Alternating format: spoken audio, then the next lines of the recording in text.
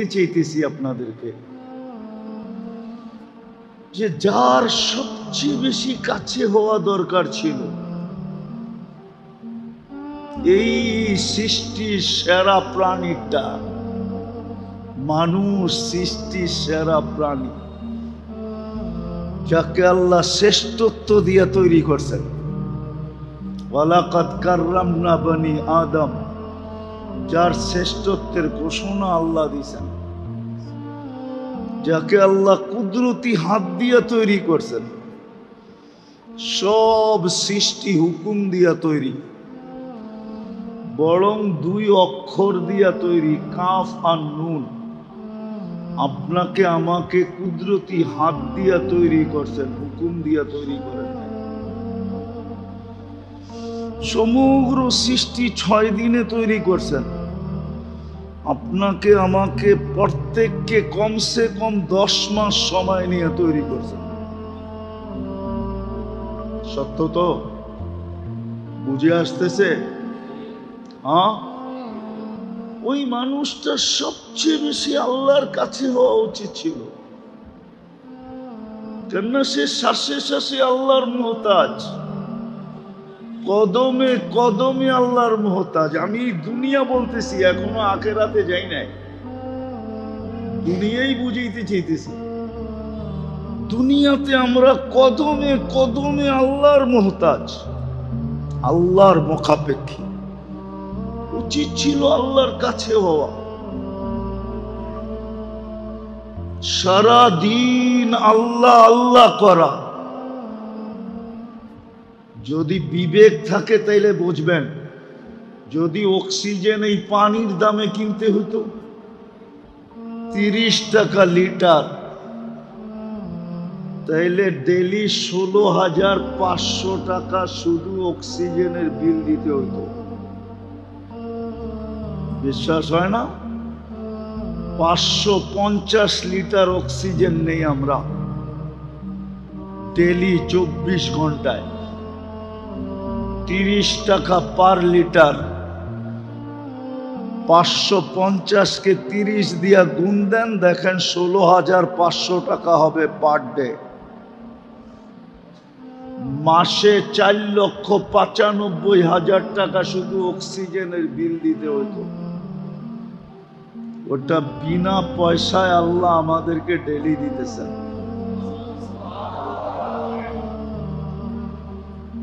ঢাকা শহর আপনাদের এই এলাকার ওয়েদার বলে না, পরিবেশ বলে না এখানের অক্সিজেন পিওর থাকবে। রাগ হয়ে গেলেন? দুনিয়ার থেকে আনেন বড় বড় শিক্ষিত লোক, আইনা এখানে ছেড়া দেন, ও বলবে তোমাদের পরিবেশ বলে না, তোমাদের অক্সিজেন পিওর থাকবে। আর অক্সিজেন যদি পিওর না হইতো তাহলে কে বাঁচতেন? আরে বলেন না। হ্যাঁ, কিন্তু আমাদের পরিবেশ বলে অক্সিজেন দূষিত হওয়া দরকার ছিল, কিন্তু আল্লাহ কুদরত দিয়া পরিবেশকে পরিবেশের জায়গায় রাখছেন, আর অক্সিজেনের পিউরিটিকে তার জায়গায় রেখা ডেলি আমাদেরকে পিওর অক্সিজেন বিনা পয়সায় দিতেছে। এই জন্য আমার কথা ছিল এটাই, যে যেই মানুষটা সৃষ্টির সেরা, সবচেয়ে বেশি বিবেক যাকে দিলেন, সবচেয়ে বেশি বুদ্ধি যাকে দিলেন, সবচেয়ে বেশি বিদ্যা যাকে দিলেন, মানুষের মতো বুদ্ধি আল্লাহ কাউকে দেন নাই। যদি দিত, শুধু কাল্পনিক কথা, এটা বিজ্ঞান এখনো প্রমাণ করতে পারে নাই, শুধু বলে এলিয়েনরা আমাদের চেয়ে বেশি বুদ্ধিমান, শুধু বলে, আজ পর্যন্ত কোনো অকাঠ্য প্রমাণ দিতে পারে নাই বিজ্ঞান। পারছে নাকি? নাই এখানে শিক্ষিত লোক জেনারেল কেউ পারছে দিতে? হ্যাঁ, মানুষের চেয়ে যদি বুদ্ধিমান কেউ হতো তাইলে আমাজনের জঙ্গলের প্রাণীরাও আমাদের সাথে প্রতিযোগিতায় নামতো। মানুষ সবচেয়ে বুদ্ধিমান, সবচেয়ে বিবেকমান, সবচেয়ে বড় বিদ্বান। ওই মানুষটা আল্লাহর থেকে দূরে সরল কি করে?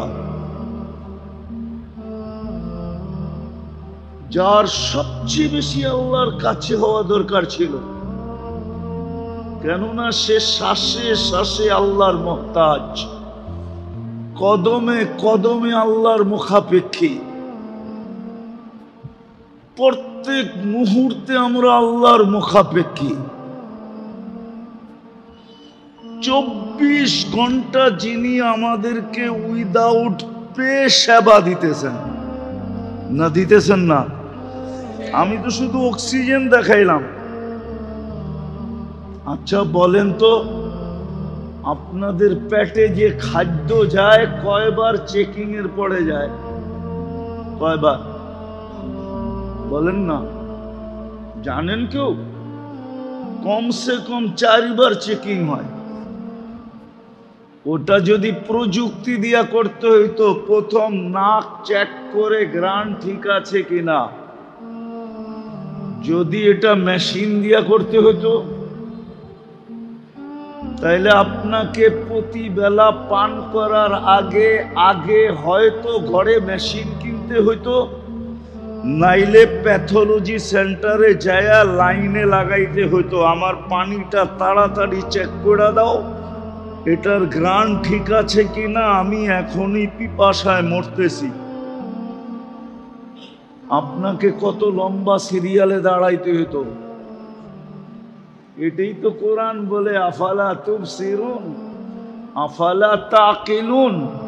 তোকে কি বিবেক বুদ্ধি দেই না? একটুও ভাবিস না? নাক তো শুনতে দেরি, সাথে সাথে রেজাল্ট দিতে দেরি করে না, গ্রান ঠিক আছে। তারপরে জিহ্বা স্বাদ চেক করে, স্বাদ ঠিক আছে কিনা, দ্বিতীয় চেকিং।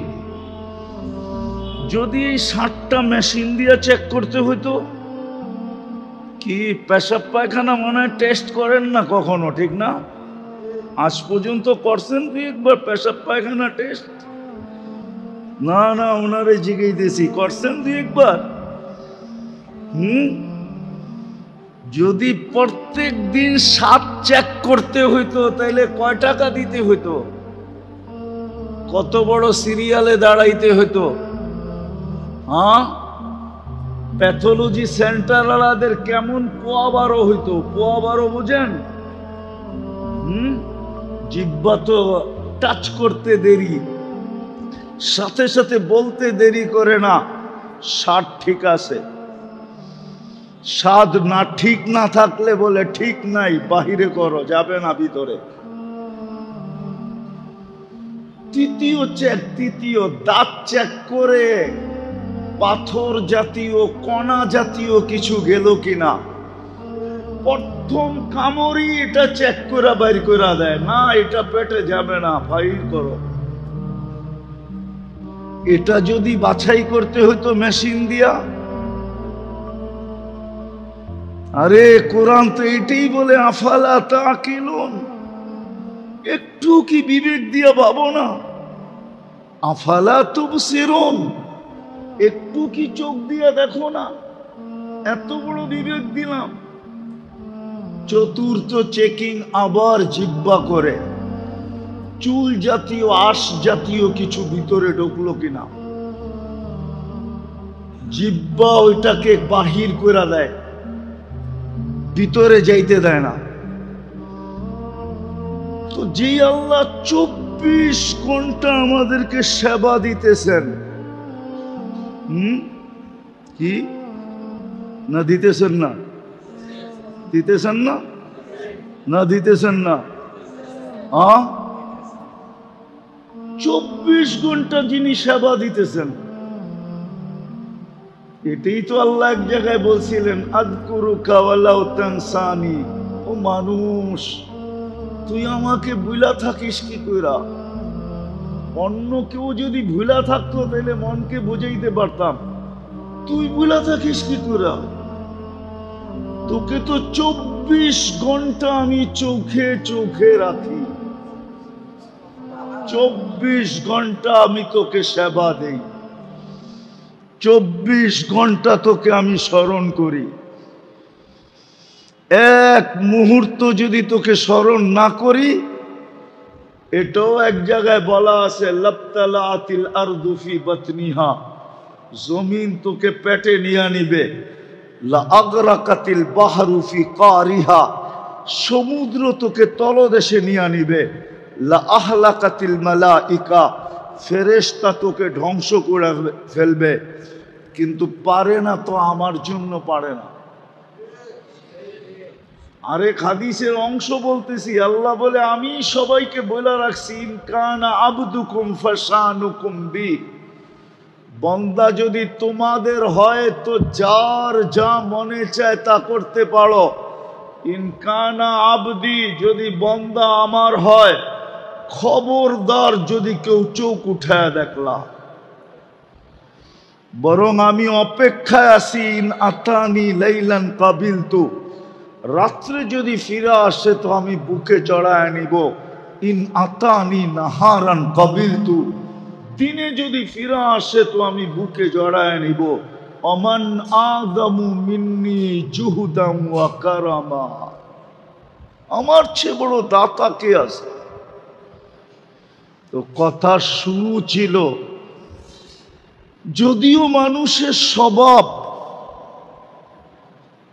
যার সাথে স্বার্থ তার পিছে সারাদিন ঘুরতে দ্বিধা করে না, কিন্তু একমাত্র রয়ে গেল আল্লাহ,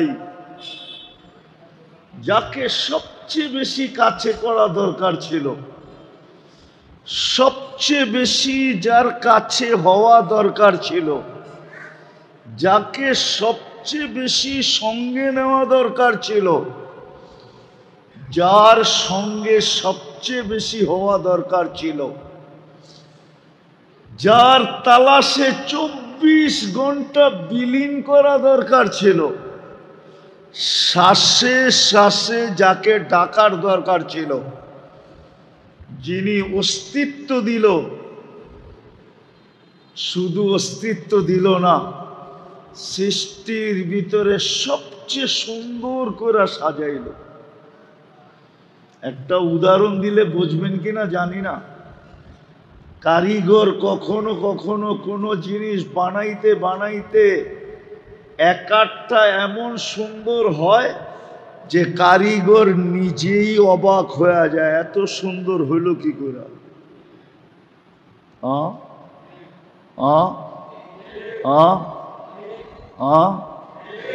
আল্লাহ আমাদেরকে বানায়া বলে এত সুন্দর, তাইলে আর শ্রেষ্ঠত্ব দেই তো দেই কাকে? যা মুকুট তোর মাথায় দিয়া দিলাম, এত সুন্দর গঠনের দিক দিয়ে, এত সুন্দর রূপের দিক দিয়ে, এত সুন্দর বিবেক বুদ্ধির দিক দিয়ে এরকম সুন্দর, চতুর্দিক দিয়া যেন সৌন্দর্য ফুটা পড়তেছে। আগেরটা বললে ওলামা মানে কিনা জানি না, যে আল্লাহ নিজেই বইলা ফেলছে, ইন্নী লাকা মুহিব্বা, বান্দা আমি তোকে ভালোবাসা ফেললাম। আল্লাহ নিজেই ভালোবাসার ঘোষণা দিয়ে দিলেন, আমি ভালোবাসলাম তোকে। তারপরে একটু অনুরোধ করছেন, ফাবিহুব্বি কুনলি মুহিব্বা, আমার ভালোবাসার কসম তুই আমাকে একটু ভালোবাসা দেখা।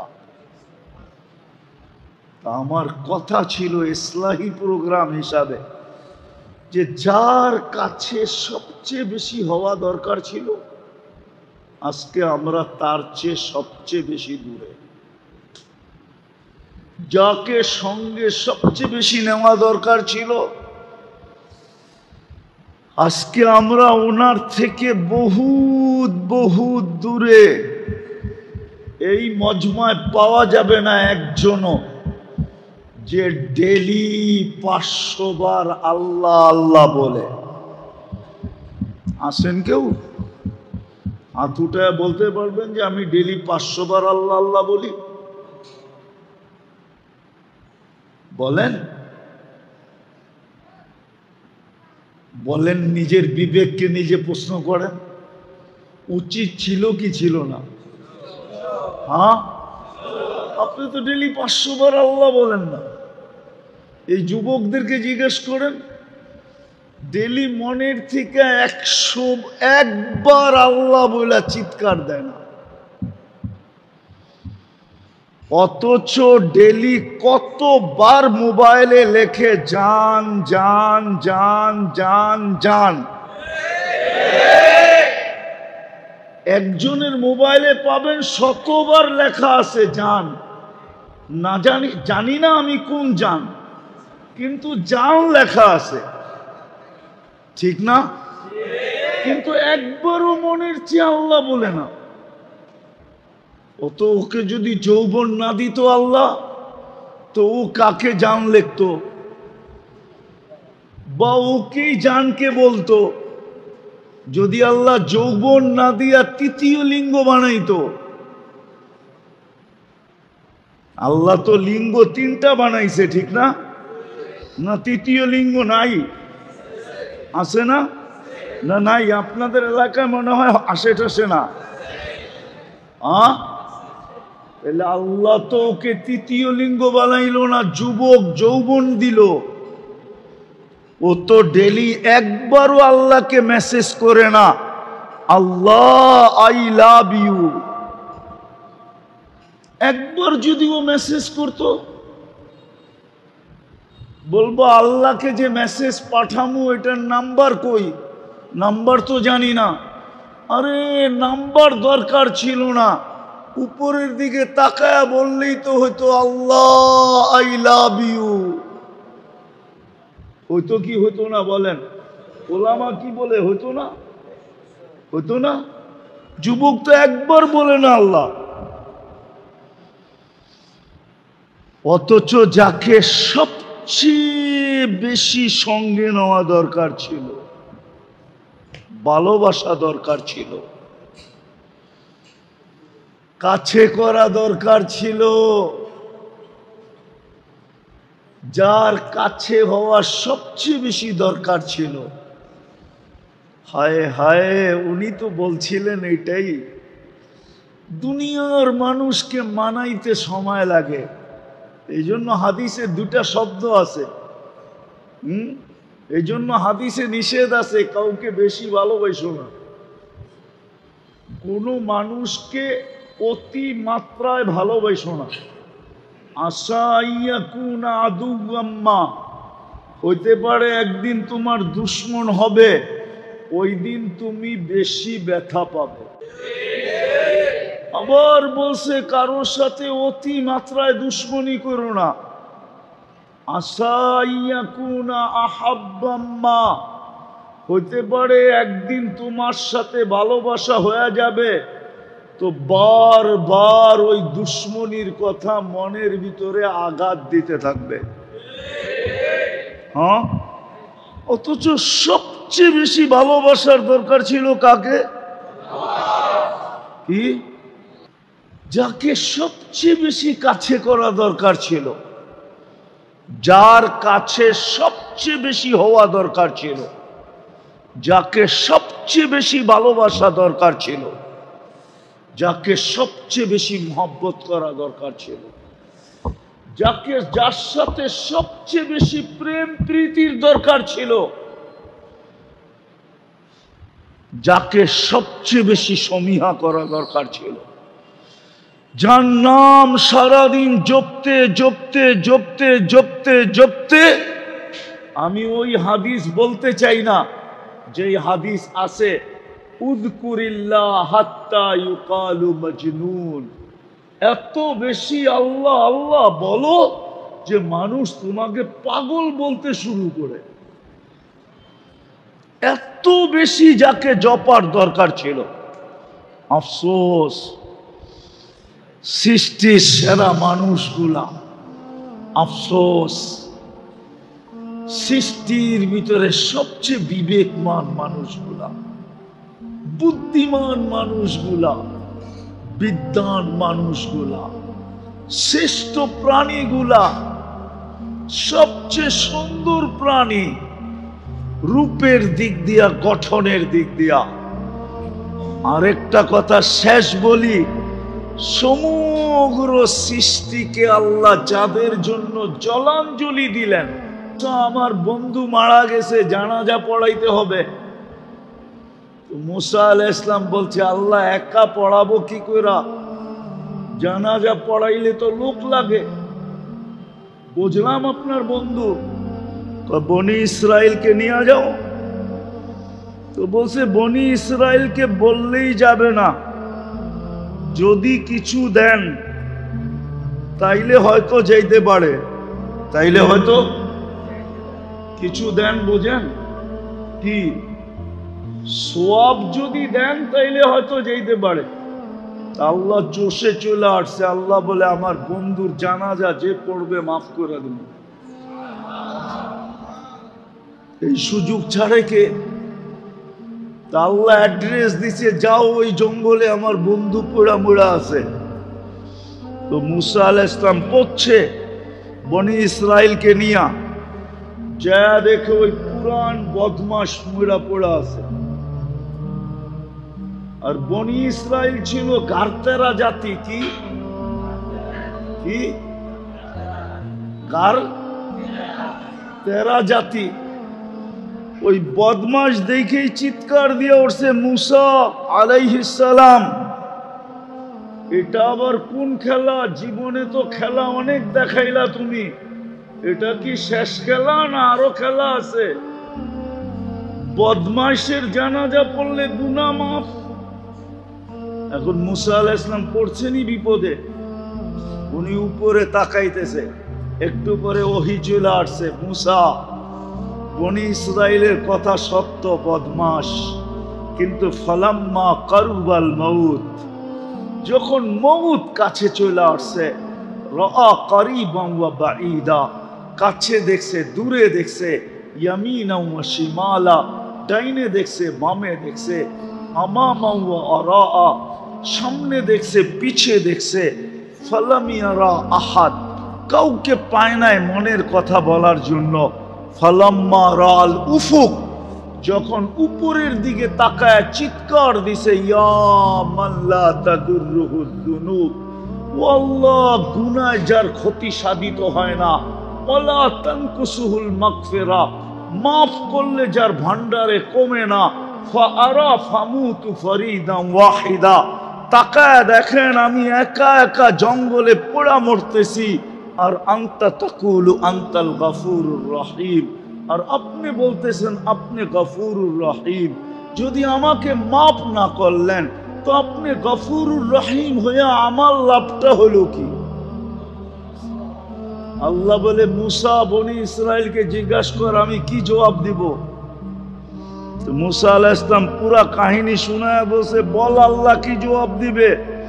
তো বনি ইসরাইল চিৎকার দিয়া বলতেছে, সাদাকতা ইয়া রব্বি, রব আপনার সিদ্ধান্ত সঠিক।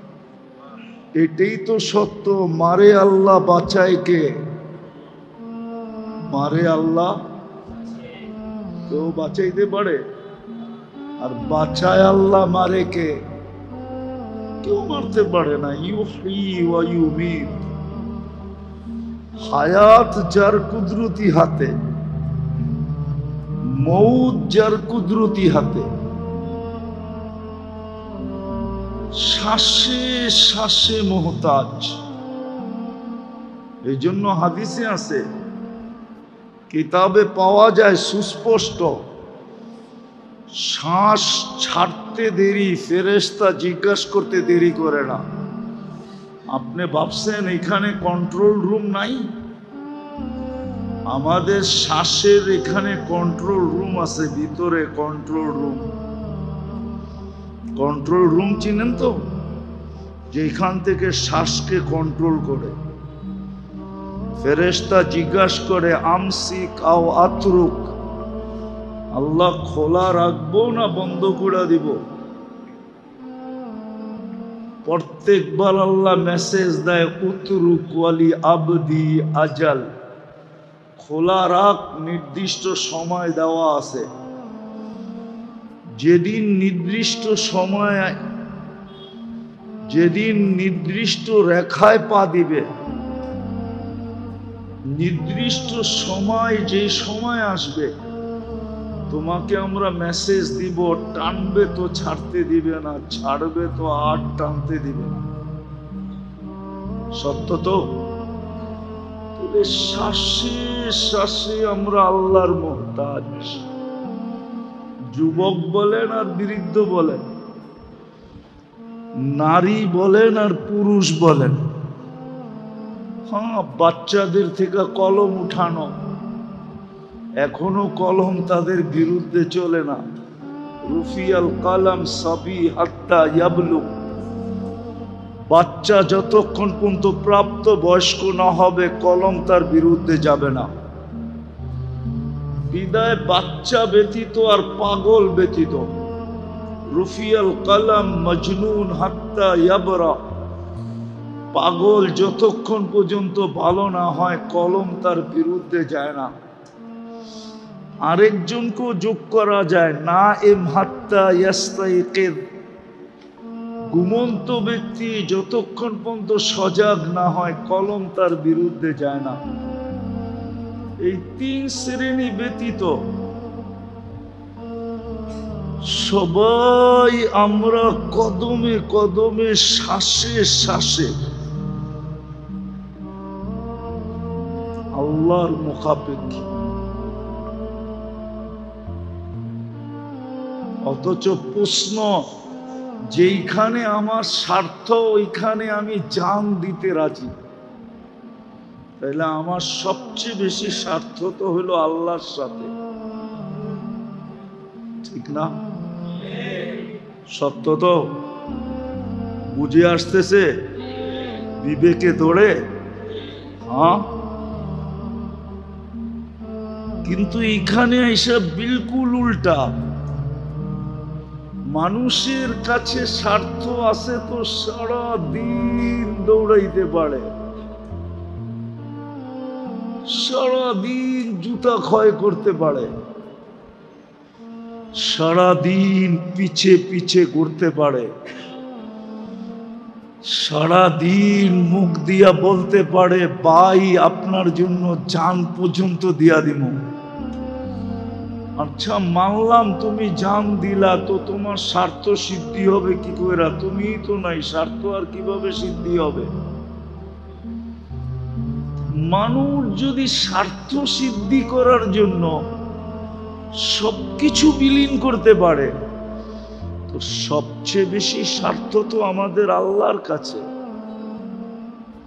আল্লাহ চাইলে হয়, নাইলে হয় না। আল্লাহ তো নিজেই বলছেন ওয়ামা তাশাউনা ইল্লা আইয়াশা আল্লাহ। তুমি দেওয়ালে মাথা মারতে মারতে ফাটায় ফেলতে পারো, কিন্তু আমরা না চাইলে কিচ্ছু হবে না। আবার আল্লাহ এটাও বলছে যে আমি কখন তোমার পক্ষে যাব। হাদিসে এটাও আছে কুল্লি কামা উরিদ আকুল্লাকা কামা তুরিদ, আমি যেমন চাই তেমন হও, তো তুমি যেমন চাবে আমি তেমন করব। কুল্লি কামা উরিদ আকুল্লাকা কামা তুরিদ, আমি যেমন চাই তেমন করো, তো তুমি যেমন চাবে তেমন আমি করব, করে দিব। ফাইন আসাইতানি ফিমা উরিদ, আমি যেটা চাই এটা যদি না করলে, উতইবুকা ফিমা তুরিদ, তুমি যেটা চাও এটার ভিতরে তোমাকে ক্লান্ত করে ছেড়া দিব। বরং আরো একটা হাদিসে আছে উসাল্লিত আলাইকা দুনিয়া, দুনিয়ার যাই ঝামেলা এত তোমার উপরে চাপায়া দিব, এত চাপান চাপাবো, তুমি ক্লান্ত হয়ে দৌড়াইতে থাকবে। কামা ইয়ারকুসুল ওয়াহশিয়্যু ফিল বাররিয়া, চতুষ্পদ প্রাণীগুলা শিকারের পিছে যেরকম জঙ্গলে ছুটতে থাকে, তুমি এরকম ছুটতে থাকবা। ওয়া তাকুনু ইনদি মাজমুমা, আর তুমি আমার কাছে বড় নিকৃষ্ট হবে। ওয়ালা ইয়াকুনু ইল্লা মা কাসসামতু লাক, আর ওইটাই হবে যেটা আমি চাবো, তোমার চাওয়া হবে না। তো আমি বুঝি